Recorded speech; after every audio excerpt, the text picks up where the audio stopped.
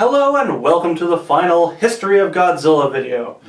We will be doing a few offshoot videos in the near future, but this is the final History of Godzilla as we tackle the final film in the Godzilla franchise thus far, Shin Godzilla. Godzilla. This is what it was all leading up to. We've been doing all these videos kind of knowing that the DVD release was coming out. We've been kind of trying to time it with the DVD release. And We unfortunately... We overshot by about a week, but that's okay. A couple weeks. Yeah, because now people right. have been watching the video and they've got it, and now we can kind of give a little more opinion on it. So in the next few weeks we'll cover a few more Godzilla films, like the American series and some of the offshoot stuff that kind of never got produced, and maybe even some other kaiju films that we really didn't kind of cover, but can, we can do like a King Kong series, a Gamera series. And there's plenty to cover, but that's then, this is now. So let's get into Shin Godzilla, shall we? Alright, so this film, for what it looks like, had a very tiny budget. Only about 10 to 15 million. Surprisingly so. Which is, that's not much more than what the Heisei series cost. But I think that's credit to the fact of knowing what to do with the budget. And considering who was doing the visual effects in this. It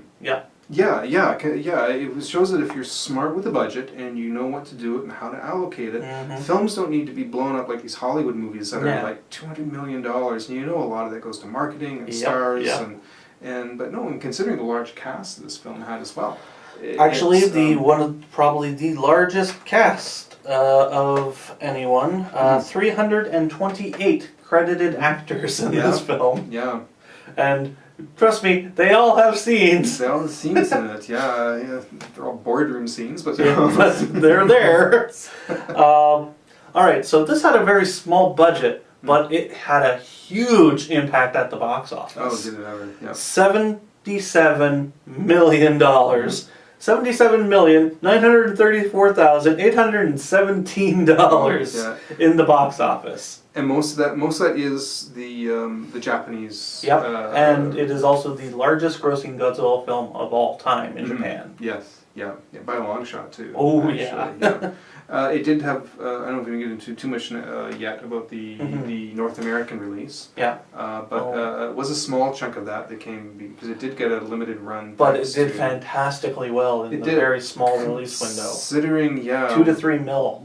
Just over here for like a 1 week release. And it was a 1 week, I think it was a little longer than that, but depending on where it was. They extended it when it was so successful, Right, Don't forget, this was getting like, they compared it to, say, like Godzilla 1984, that said it raised $4 million, but that had a full release. It was shown every night of the week, 1 or 2 showings. This was like one night. You had 1 or 2 nights. You had one showing that night, and I went with a friend of mine. We went to go see it in Mississauga near Toronto, and it was packed. Packed same house. With me. I saw it in Ancaster, and absolutely packed. And you can tell people were into this. Like, and it's one of those films that you have to see on the big screen. Yeah, you really do. And because there is so much impact in a lot of this. In fact, I was kind of really hoping that they might get one of the IMAX 3D prints. But that would have been really nice. Unfortunately, that didn't happen. I was just happy to get it at all on a big screen. Honestly, to see a Japanese Godzilla film in Japanese on the big screen is something I wanted to see since I was a kid. And we finally got that. Finally got one here. So I mean, putting aside the '98 Godzilla film, or the Americanized ones, the Japanese one that was unedited and that was still and I mean, even Godzilla 2000 was edited. So and it was and dubbed, of course, but treated seriously. Given, the thing with Godzilla 2000 as well is it was, if you watch the trailer for it, it's treated kind of tongue in cheek, like they're releasing a cartoon. Very much so is, but where this was not. Shin Godzilla is a very serious film. Yeah, it is. It is more of a drama than a monster film.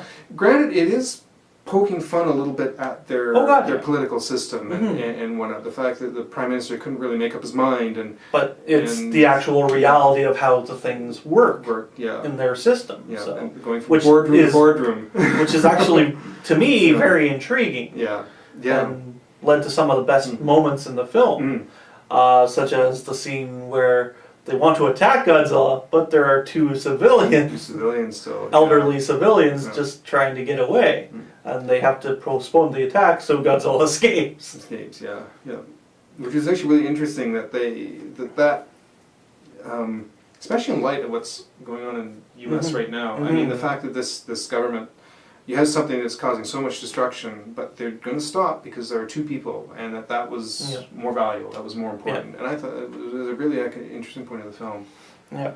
This is also the biggest Godzilla ever, at 118.5 meters tall, which is 389 feet, by the way, making him 10.3 meters taller than 2014's legendary Godzilla at 355 feet. Yeah. And you got the feeling they kind of just wanted to edge it. They wanted to kind of top it out a little bit. Yeah. So it was. Boy, did they! But it was. This Godzilla is just. It's a machine. He doesn't really move much. No. And that's what makes it frightening. Yeah. It's just this thing that just is like a zombie that just keeps moving. Basically, just as they're attacking it, it's just standing there. Yeah. It's like. It doesn't. Yeah. This kind of mindless drone that's just and it's not even like it's purposely going out of its way to attack anything. No. It's just moving. It's just moving on land, but it's so enormous that the impact of it just moving through what is causing such destruction. One of the interesting things I saw, and I'm not sure if it's a reference or anything, but when Kamata-kun, as he's now known, the first generation of Godzilla in the film. The derpy Godzilla. When Derpzilla comes through, you see ships coming through the streets. Yeah. The first ship you see that comes onto the screen is called the Alpha. Oh, right, yeah. Which, to me, goes, huh. Yeah. So, don't know if it was a reference, but it's interesting that it's honestly, it's just kind of there, and that's the only ship that's coming through the streets that has a name on it. That's literally right in your face. So, there's the Alpha. Oh, here comes the Omega. Yeah. So it signifying kind of its dominance, I guess. And for Shin Godzilla, this is the fastest Japanese Godzilla release in the U.S. At just 3 months after the Japanese release, it came to U.S. theaters. And Canadian theaters. And I guess we have Funimation to thank for that. We do. Thank you, Funimation, and also thank you for the DVD and Blu-ray. It is amazing. This is, of course, the first fully CGI Godzilla. It marked the death of suitmation, as it were. Pretty much. Yeah. Though there was a suit actually made for the movie, but they deemed it unnecessary, so it was scrapped. And they did shoot scenes with it, but again, they deemed it pretty much unnecessary. Because I think there was also a large mechanical one that was built that was used for a few shots, but combined with CGI, so because even its movement was limited. So, what else we got there? This is also the first one to use motion capture. Is it the first one? Because I thought they'd done some motion capture before with I could be wrong. I thought there was a little bit of motion capture done with the Zilla from Final Wars. I could be wrong on that. I'll possible, but I did not see any note to that. Okay. But they did put basically couple pound weights on a guy.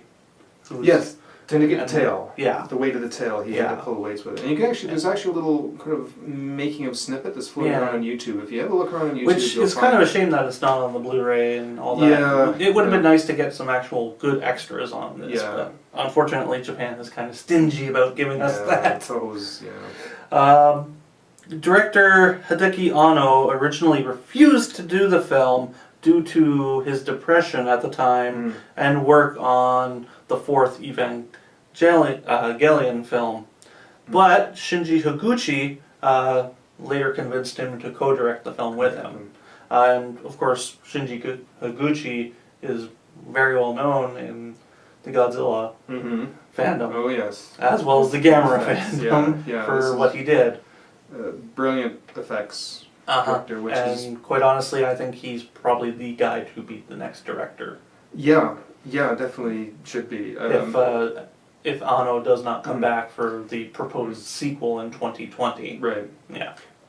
And again, I think there's credits to why they could do this on such a low budget. I mean, this is the guy who brought to life the Gamera trilogy. Yeah. You've seen Gamera 3. G&K, yeah. And so he worked on quite a few other things. He knows how to Attack on Titan, live action films, he did those. So, he is the guy when you want to try a monster film made, you go to that guy. Because he is amazing.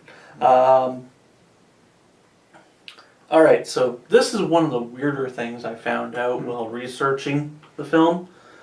Alright, you know the scene with the B-52 bombers that drop the bombs that make Godzilla do his first atomic breath? Which, by the way, is an absolutely horrifying scene. The B-52 Spirit bombers in the film are from the 509th Operations Group. The 509th is a descendant unit of the World War II era 509th Composite Group that dropped the bombs at Hiroshima and Nagasaki. Interesting choice to do that. And here's the kicker. They still exist. Yeah. They are an actual station platoon out of Missouri. So, interesting little tidbit, but they still exist and they were used in... Yeah, it's an interesting choice to do that too. Did they actually use the actual plans or these CG? No, they're CG, but... still the fact they went with that. And it's an obvious reference. Sure, yeah. But the film won Best Picture and Director of the Year at the 40th Japan Academy Prize. And won 7 of 11 nominations. So, honestly, this is a fantastic film. Again, this is... Well, actually, what was the film it was up against? Because the only film that outdid it was... that I can't remember. It was an anime film. Your Name. Your Name, that was it. I almost said Your Next. Your Name, that was it. Your Name. Which I haven't seen yet. It's supposed to be... I have not been able to see it either, but I've heard nothing but good things. So it had some stiff competition, because that thing actually apparently raked in a ridiculous amount of money. It did better than Shin Godzilla. It did. It did, but then that's... if you live in Japan and understand culture and what... I mean, they do a lot of films animated, so it's not... I mean, it would be like trying to put a film against like a big Disney movie that was with huge anticipation behind it that people really want to go see. So, the fact that it kind of stood against that and still made as much money as it did is pretty impressive. So let's go back into a bit more of the film and what we liked or disliked about it. Now, for me, the scene that just blew my mind was the scene we were just talking about, the first atomic breath sequence. And if anyone sees this film, because you have... all the effect sequences look fantastic. They hold your attention, and you know it's kind of building to something. And they hold back on it, which is good. In all honesty, it's a slowly paced film, but it works so well to build the tension. You have to, if you haven't seen this yet, and you're going to go and see it, just to mention really quick, it is a talking heads film. There's a lot of boardroom scenes, and let's go to this boardroom and discuss this, and then we have to go to this boardroom and discuss that. So there's that back and forth, but it kind of, and as much as I know there's a lot of people who kind of complained about this, this is not Godzilla versus Megalon. No. This is very like I said, this is a political drama. So it's building to something, and I think that what makes the impact of that when you finally see his attack on and quite honestly, even though it has so many characters, the characters are all well developed, and you get to know at least most of them throughout the film. I had made a comment on a message board once that there is no distinct main character, and so people kind of jump on. No, not really. It's more of an ensemble. It is. There is focus around a couple of the main characters, and you'll see. Without saying too much, but you'll see it does focus around 2 of them. But in that there is a lot more emphasis given on the ensemble, and so they all kind of blend in, which is, I guess, it's almost like you were walking in on the situation, and this is what you would kind of see and overhear if you were actually sitting in these boardrooms. Yeah. And so you're kind of following along with them and the kind of decisions they have to make, the kind of issues they face, and realistically looking at the situation, like, well, what is this? And how do we deal with it? And what has it done to our city? And it just works beautifully. It does, yeah. And I mean, what if we were attacked by a giant monster? What would happen? And the fact that a giant monster was so far out of their minds that they were laughing at the idea at first until he actually does come up. But you'd think it's probably just a large whale. It's just something that's, and you're thinking on those terms of what it could be. But when it finally actually, someone then tries to say, oh, I think this might be like a huge giant creature, and you're like, and then it comes up on land, and then they're like, oh, well, that thing can't possibly survive on land. And they even said, one of them even says in the dialogue, something like this, it wouldn't be able to support its own weight. Nope. And they actually mentioned that. Yes, they do. And then he stands up. As it gets up, it's like, oh, wow. Now, mind you, when Kamada-kun comes on, he's spewing blood everywhere. And he's kind of crawling across the street, but And yet, it's spewing blood, but it's so cute. It is. Yeah. It's cute in a kind of a weird psychotic sort of way. Know. Because his eyes are just not focused on anything. No, it's just kind of got a big derpy look on its face. And it became the most popular aspect of the film for fans. Because it's kind of like clowns. They're cute and they're frightening all at the same time. Here comes this 200-foot long eel-type creature that spews blood out of its gills. It's so cute. It's so weird at the same time. It was an interesting way to go about it too. I mean, I would have thought actually to kind of approach that for a Godzilla film. And it's interesting in that they evolved the creature throughout the film. Well, I was actually just going to say, this is the first film that's actually starting with Godzilla from scratch. There's no mention of the 54 movie. Nope, this is its own thing. Nothing existed before that. Yeah. So, it's interesting they approached it from that way, which was kind of a refreshing take on it. And it was quite refreshing. And it felt original. For sure. It definitely did. Yeah. And interesting, too, that they did... but it also still felt like a Godzilla film. Oh, for sure. Definitely. All the elements are all still there. And it's interesting, too, that they used some of Ifikube's music. And honestly, when the chords just kind of come in, it just works really well. Yeah, because if some people who weren't really familiar with Godzilla movies or aren't really Godzilla fans would never know actually that's something from the original film. They're just kind of underly toned. Yeah. As he's kind of just crawling and then stands, the whole thing just goes dun dun dun dun dun. And it works really well. At that point, it emphasized quite a bit the darkness and the weight of what this was bringing about. So so the music complements it really, really well. I thought, anyways, myself personally. Again, a lot of this is going by our impressions of the film, and we don't want to go too much into spoilers. No, I don't want to. Oh, definitely not. I will mention one thing before we close out on how the movie ends and get your opinion on it. But we don't want to spoil the film for people who are new to it. But what were your thoughts on the film as a whole? Right off the bat, yes, I certainly enjoyed it. It's probably not at the top of my list of Godzilla films. It's impressive to watch. I still just to look at it and take it in, I enjoy it. The ending, it is honestly a visual spectacle that, again, worthy of big screen. Definitely for sure. There are some things at the end that are a little, if you think about it logically, a bit far-fetched. They don't quite work. If you can kind of get past that... They make sense to me for how it's told, but... If you can kind I'll of go into that before we close out. Because I can't say too much without spoiling it. I don't want to. I can do like maybe a secondary spoiler review or something. Yeah. But there's the fact of where things are located and the fact that it would just be right in that position for this to happen. It was just a little bit too perfect.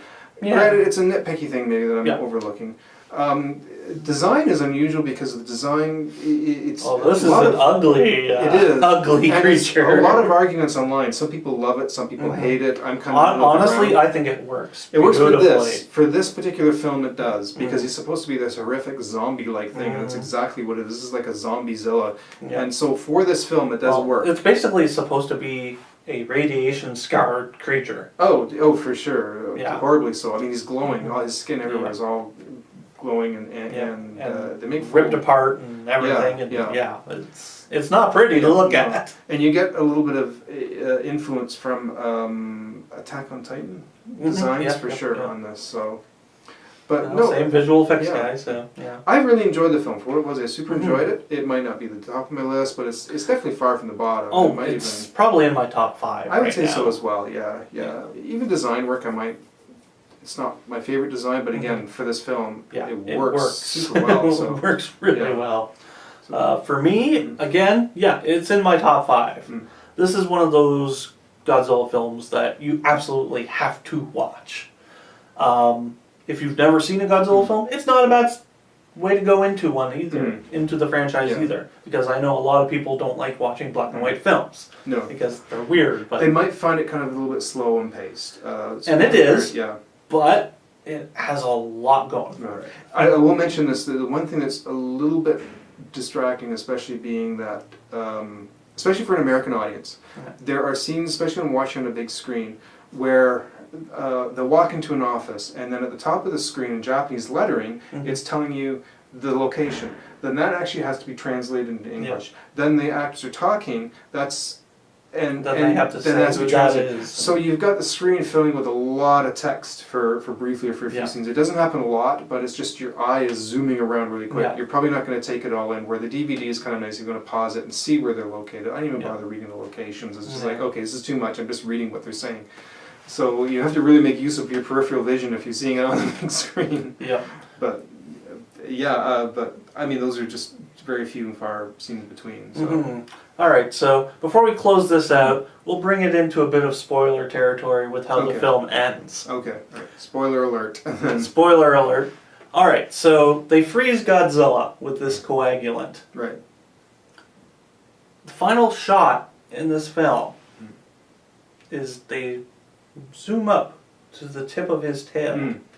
Oh, this is all over the internet, so most people know about this. Oh god, yeah. But you see these human-shaped Godzilla things just hanging off the tail. Right. The next stage of its evolution is... So a lot of people are dumbfounded by this and not sure what to think of it. But it's pretty much answered right from the get-go, from the very start of the film. It is, yeah. If you read the dialogue carefully and pay attention to what's going on, it kind of hints at what this is going to be. So and because when he uses his atomic ray and when he uses ray coming out of his back and out of his tail, he is finding new ways to defend itself and finding new ways to attack off, and so that is why it's evolving. That's why it goes from a derpyzilla to an upright derpyzilla to the horrific stages through the majority, and then finally at the end, these humanoid things coming off the tail, which was the next stage of it. Which happened due to what happens at the very start of the film, when they find the professor's ship and all the info about Gojira. He supposedly commits suicide by jumping overboard. Right, yeah. Which is in the exact area that Godzilla first appears. Right, yeah. So a lot of people assume, and I'll probably agree with this, in that human DNA got into Godzilla as well. Yeah, that's was my feeling too, is that possibly the human DNA was there. Yeah. And that might be why it was transforming into some defense form, that these humanoid-like things were going to come off of him. And can I just say that if they go that route and go that dark, that is going to be probably amazing. It could be, yeah. Now, granted, unfortunately, it's been done with Cloverfield a little bit. I think, I wasn't a huge fan of Cloverfield, but I think they are in a position to do something a lot better, and a lot more interesting with it. If they keep on the same route. I think there's some really neat stuff they could kind of do. Very different, actually. With the guys like Ano and Kikuchi involved, you've got two of the most talented guys in the industry that could bring almost anything to the Godzilla franchise. And it will be interesting. It will, I think we can. All right, so we're not going to see it though until they've announced at least 2020, 2021. After Kong versus Godzilla is done, the American trilogy is complete. Yes, so that's as it were. All right, so that brings us to the close of Shin Godzilla. That's it. That's it. There is no more, but there is another Godzilla film coming this year.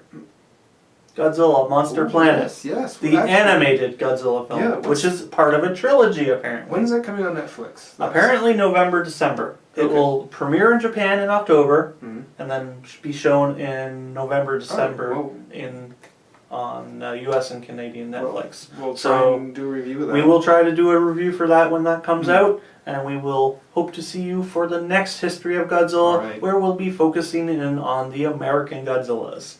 Sounds good. We will see you then. All right.